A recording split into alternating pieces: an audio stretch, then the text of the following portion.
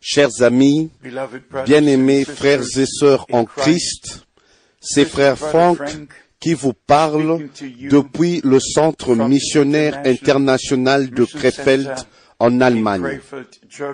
C'est un privilège pour moi de partager avec vous la parole de Dieu dans sa forme originale, sans l'expliquer, sans l'interpréter, mais en prenant seulement ce que Dieu a dit et transmettre ce que sont les pensées de Dieu exprimées dans sa parole. Et c'est comme ça que je commencerai aujourd'hui avec notre étude biblique dans le livre de 1 Pierre au chapitre 1 à partir du verset 18 où l'apôtre nous parle, nous dit que nous avons été rachetés par le sang précieux de l'agneau et non avec de l'or ou de l'argent. Et puis, il continue au verset 19 et au verset 20, mais par le sang précieux de Christ, comme d'un agneau sans défaut et sans tache, prédestiné avant la fondation du monde, il fut manifesté à la fin des temps à cause de vous. Alors, les derniers temps n'ont pas commencé hier, ils ont commencé il y a 2000 ans, les derniers jours. Il y a seulement un seul jour, en parlant d'une manière prophétique, qui est le dernier jour, et avant que ce dernier jour, au singulier, avant ce dernier jour, Dieu a voulu envoyer un prophète pour nous ramener aux enseignements originaux de la Bible. Et non à la connaissance de la tête, mais la révélation divine dans nos cœurs. Dans 1 Pierre, au chapitre 1, au verset 24 et 25, nous lisons « Car toute chair est comme l'herbe, et toute sa gloire comme la fleur de l'herbe. Et l'herbe sèche, et la fleur tombe. Mais la parole du Seigneur demeure éternellement. Et cette parole est celle qui vous a été annoncée par l'Évangile. Ce n'est pas seulement une déclaration faite par l'apôtre Pierre, c'est aussi ma déclaration. C'est la déclaration de tout véritable serviteur de Dieu. L'évangile éternel, la parole éternelle est l'évangile. Et l'évangile est la parole éternelle. Nous allons dans Matthieu, chapitre 24, le chapitre bien connu, et au verset 14, pour montrer aujourd'hui l'importance de s'aligner avec la parole de Dieu d'une manière scripturaire, d'une écriture à une autre, d'une ligne à une autre, pour connaître, pour savoir que ce que nous disons, Dieu l'a déjà dit dans sa parole. Dans Matthieu, au chapitre 24, verset 14, nous lisons « Cette bonne nouvelle du royaume sera prêchée dans le monde entier pour servir de témoignage à toutes les nations, alors viendra la fin. » Maintenant, nous croyons tous que le temps de la grâce a eu un commencement et le temps de la grâce aura une fin. En même temps, nous comprenons que il y a eu des prophéties en rapport avec le temps de la fin, en rapport avec Israël, en rapport avec le dernier grand empire, selon Daniel au chapitre 2 et Daniel chapitre 7, où l'homme de Dieu nous parle des 4 empires mondiaux et son attention était plus attirée vers le dernier empire.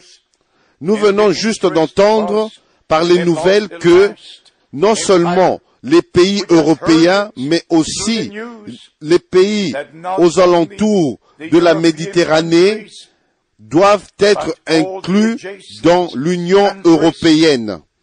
Bien-aimés amis, je le dis de nouveau, nous observons les prophéties bibliques telles qu'elles viennent, telles qu'elles s'accomplissent. Personne n'a plus besoin de donner une quelconque interprétation, car le temps est proche. Quand Dieu veille sur sa parole, alors et toutes choses s'accomplissent. Maintenant, je voudrais que vous compreniez, bien-aimés frères et sœurs, chers amis, l'harmonie qu'il y a entre l'Ancien et le Nouveau Testament, entre les évangiles et le reste du Nouveau Testament. Tout n'est qu'un ordre divin. Tout n'est qu'une harmonie divine. Mais nous devons être dans l'ordre divin, dans l'harmonie divine, nous-mêmes, en croyant tel que le dit l'Écriture, et oublions toutes nos propres interprétations, Dans Éphésiens, au chapitre 4, l'apôtre Paul, en s'adressant aux croyants, ici, il met l'accent sur un Seigneur, une foi, un baptême. Dans Éphésiens au chapitre 4, verset 4 au verset 6. Mais aujourd'hui, nous avons tellement de différents enseignements sur la divinité. Nous avons l'enseignement que Dieu existe en trois personnes divines, d'éternité en éternité. Et nous avons l'enseignement de Jésus seul. Nous avons ces différents enseignements. Mais qu'est-ce que la Bible nous enseigne? Qu'est-ce que la parole de Dieu dit? Nous devons retourner à cela. Il dit un Seigneur, une foi, un baptême, un Dieu et Père de tous, qui est au-dessus de tous et parmi tous et en tous. Et encore dans Éphésiens, au chapitre 3, et dans Éphésiens au chapitre 3, verset 5, l'apôtre parle du mystère de Dieu en Christ et puis du mystère de Christ en nous, l'espérance de la gloire. Ici, dans Éphésiens au chapitre 3, verset 5, il est dit, il n'a pas été manifesté au Fils des hommes dans les autres générations, comme il a été révélé maintenant par l'Esprit aux saints apôtres et prophètes de Christ. Et non dans un séminaire, non plus dans une école biblique, et non dans une université, mais par le Saint-Esprit, par Dieu. Dieu lui-même nous enseigne. Et le Saint-Esprit qui a inspiré la parole est la même onction qui est sur nous. Nous donnons la même compréhension divine et la même révélation divine. Et au verset 9, nous lisons « Et de mettre en lumière le moyen de faire connaître le mystère caché de toute éternité en Dieu qui a créé toutes choses. Toutes choses. Et puis, bien sûr, nous allons dans ce grand plan du salut. Dieu, notre Père céleste, a recouvert Marie et le Fils de Dieu naquit, Emmanuel, Dieu avec nous. Et il a versé son sang précieux sur la croix du calvaire. Il a payé le prix. il a donné sa vie pour nous racheter et il nous a replacés dans notre position originelle en tant que fils et filles de Dieu. Galates chapitre 4 à partir du verset 4 au verset 7. Et selon Romains au chapitre 8, la création tout entière attend la manifestation des fils de Dieu. Maintenant, nous sommes fils de Dieu. L'apôtre Jean l'a écrit dans 1 Jean au chapitre 3, mais il est dit, ce n'est pas encore manifesté ce que nous serons, mais au moment où le Seigneur reviendra, cela sera manifesté. Nous serons changés en un clin d'œil et nous serons tels qu'il est. C'est le grand mystère du plan du salut. Dieu voulait des fils et des filles avec lui pour toujours et il a fait un nouveau commencement en Jésus-Christ, le seul Fils engendré. Et comme je l'ai déjà dit, il a donné sa vie, il a versé son sang, il nous a rachetés et par conséquent, la parole a été accomplie. Dieu était en Christ, réconciliant le monde avec lui-même. Maintenant, retournons aux Écritures de Matthieu, chapitre 24, verset 14. Et comme nous avons lu dans Éphésiens et aussi dans 1 Pierre, le premier chapitre, c'est l'Évangile, la parole de Dieu qui demeure éternellement. Et c'est ce que nous vous prêchons aujourd'hui. Dans Galates, le premier chapitre, l'apôtre Paul était vraiment sévère et très sérieux. Il n'y a pas lieu de faire de compromis. La lumière est la lumière, les ténèbres sont les ténèbres, le vrai est le vrai, le faux est le faux, la vie est la vie, la mort est la mort, et la parole de Dieu est la parole de Dieu. Et l'interprétation est l'interprétation. L'un exclut l'autre. Au commencement était la parole, et la parole était avec Dieu, et la parole était Dieu. Bien-aimés, dans Galates, au chapitre 1, au verset 6, l'apôtre Paul s'étonnait que les croyants se sont déviés des enseignements originaux et des pratiques originales de l'Église du Nouveau Testament. Il dit ici, au verset 6, « Je m'étonne que vous vous détourniez si promptement de celui qui vous a appelé par la grâce de Christ pour passer à un autre évangile. » Au verset 7, non pas qu'il y ait un autre évangile, mais il y a des gens qui vous troublent et qui veulent altérer l'évangile de Christ. Si je dis aujourd'hui que la perversion de la parole de Dieu, de l'évangile de Jésus-Christ, a commencé déjà au jour des apôtres, les enseignements originaux et les pratiques originales n'étaient plus. Cela avait disparu. Mais maintenant, le temps est arrivé, le temps de la restauration de toutes choses. Et puis, ici, au verset 8 et verset 9, l'apôtre dit qu'il doit avoir une malédiction sur quiconque. Et il déclare que même si un ange venant du ciel prêcherait un autre évangile, qu'il soit anathème, qu'il soit maudit. Comment est-ce possible que ceux qui prêchent l'évangile, ces gens qui prêchent l'évangile, soient sous la malédiction? Vous ne pouvez pas imaginer cela, et je ne peux pas, je n'aurais pas pu si la parole de Dieu ne l'avait pas dit. Mais aujourd'hui, nous avons plus de 300 dénominations chrétiennes.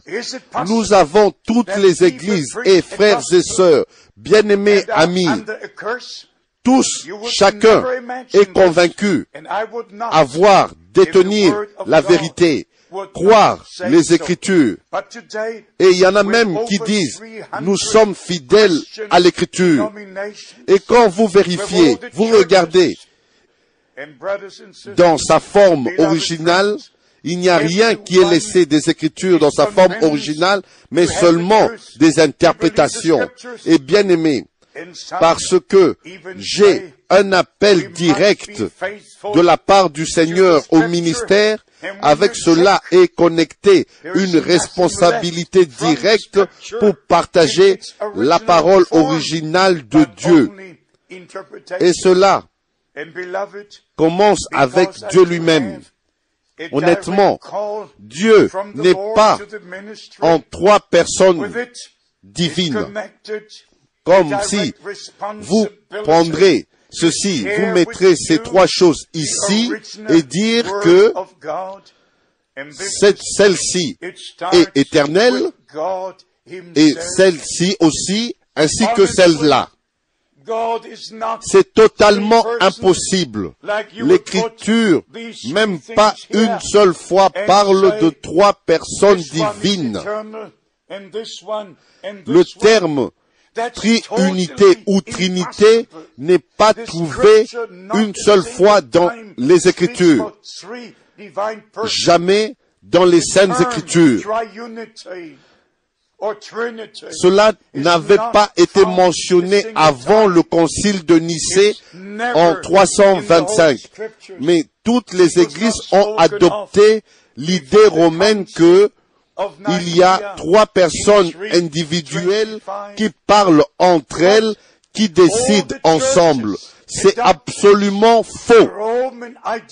La Bible, 6000 fois, parle d'un seul Dieu, qui est le Seigneur, qui s'est manifesté lui-même de l'éternité dans le temps, et il sera le même quand le temps ne sera plus, parce que, selon 1 Corinthiens, chapitre 15, le Fils alors aura accompli toutes choses, se soumettra et Dieu sera tout en tous. Les manifestations différentes et les révélations différentes alors auront leur accomplissement dans le plan du salut de Dieu. Et Dieu sera tout en tous et nous serons ses fils et ses filles. Ce qui me fait vraiment mal, c'est que il y en a tellement qui continuent à marcher croyant que toutes choses sont en ordre, pendant que les choses ne sont pas ainsi. Maintenant, nous arrivons à cette partie très sérieuse. Nous avons lu Matthieu au chapitre 24, verset 14. Nous avons lu Éphésiens chapitre 4. Nous avons lu Éphésiens chapitre 3. Galates chapitre 1. 1 Pierre chapitre 1. Et partout, le terme, l'évangile, la parole. Partout, nous trouvons utilisé le terme évangile, la parole. Maintenant, en rapport avec Matthieu, chapitre 24, verset 14, j'aimerais lire Apocalypse, chapitre 14, verset 6. Apocalypse, chapitre 14, verset 6. Je vis un autre ange qui volait au milieu du ciel. Il avait un évangile éternel pour l'annoncer aux habitants de la terre, à toute nation, à toute tribu, à toute langue et à tout peuple. Maintenant, l'apôtre Paul a dit qu'il n'y a pas un autre évangile, mais les gens pervertissent cet évangile original. Comme l'homme de Dieu a écrit dans 2 Corinthiens au chapitre 11 que il y en a qui prêchent un autre évangile, un autre Jésus, sous l'influence d'un autre esprit. Mais ici, Cela se réfère au temps de la fin. Il dit, l'ange qui vole au milieu du ciel, ayant l'évangile éternel, qui ne peut jamais être changé, comme Jésus-Christ est le même hier, aujourd'hui et éternellement. Alors la parole de Dieu, comme Pierre, l'apôtre, l'a dit, et maintenant ici, nous voyons, c'est l'évangile éternel, la parole, la véritable parole de Dieu, qui est prêchée à toute la terre, à toute nation, à tout peuple, à toute langue. Et c'est ce que nous faisons maintenant sans aucun compromis. Et ici, dans Apocalypse, chapitre 14, nous avons la teneur et le contenu de ce qui est inclus dans cet évangile éternel. Nous continuons ici avec le verset 7. Il disait d'une voix forte, craignez Dieu et donnez-lui gloire, car l'heure de son jugement est venue. Alors, nous ne trouvons pas seulement la déclaration que l'évangile éternel est prêché à toutes les nations, mais nous avons la teneur, le contenu de ce qui est inclus dans l'évangile éternel. Il dit ici, en continuant avec la deuxième partie du verset 7, car l'heure de son jugement est venue, et adorez celui qui a fait le ciel, la terre, la mer et les sources d'eau. Bien-aimés, ce n'est pas tout.